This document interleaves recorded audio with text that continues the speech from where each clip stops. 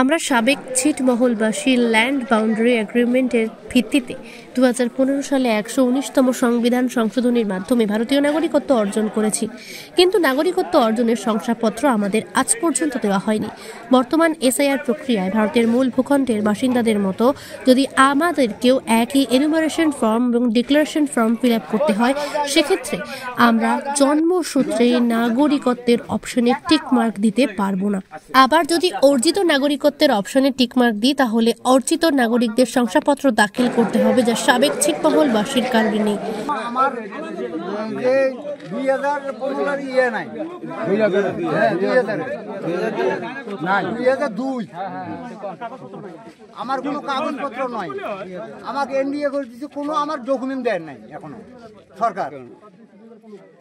আর এখন আমরা যদি ডকুমেন্ট চাই, আমার 2015 দেওয়া লাগবে।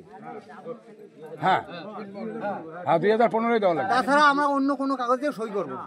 এই পরিপ্রেক্ষিতে এসআইআর প্রক্রিয়া ভারতীয় মূল ভূখণ্ডের মতো করে সাবেক ছিটমহলে গিয়ে করে সম্ভব আমাদের নাগরিকত্বের প্রমাণপত্র প্রদানের বিষয়টিতে অমীমাংসিত রেখে, অতএব নির্বাচন কমিশন সাবেক ছিটমহলের জন্য একটি গ্যাজেট নোটিফিকেশন জারি করে স্বতন্ত্র এনুমারেশন ফর্ম না ছাপলে আমাদের এখানে এসআইআর প্রক্রিয়া কার্যকর করা অসম্ভব।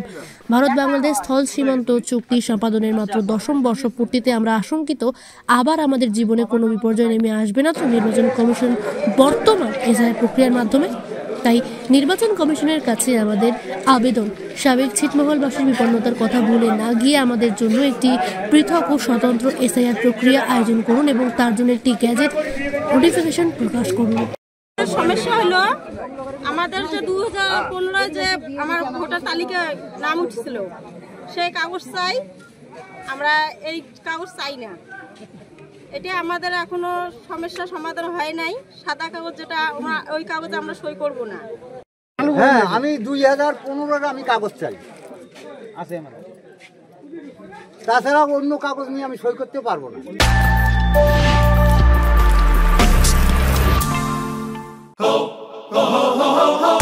মানে জমকালো লাইন, ড্রপ বক্স লোফা লুফি আইন, পেপারের ক্যাটালগে আঁকা, বাঙালির ইমোশনে মাখা, এ ভরসা কি উপায়, জার্নি পায়ে পায় পৌঁছে দেবে ঠিক ডেস্টিনেশন। বিশ্বমান শ্রীলেদার্স, কাটিদার শ্রীলেদার্স। শ্রীলেদার্স, হাওড়া ময়দান। আপনি কি জটিল কিছু সমস্যায় ভুগছেন, সমাধান পেতে চান? যোগাযোগ করুন প্রখ্যাত জ্যোতিষ ও তান্ত্রিক মনসারাম ভট্টাচার্যের কন্যা মনসা কন্যার সাথে। প্রখ্যাত জ্যোতিষ ও তান্ত্রিক মনসা কন্যা হাওড়া জানবাড়ি ও হাতিবাগানের নিজস্ব মন্দিরেও বসেন।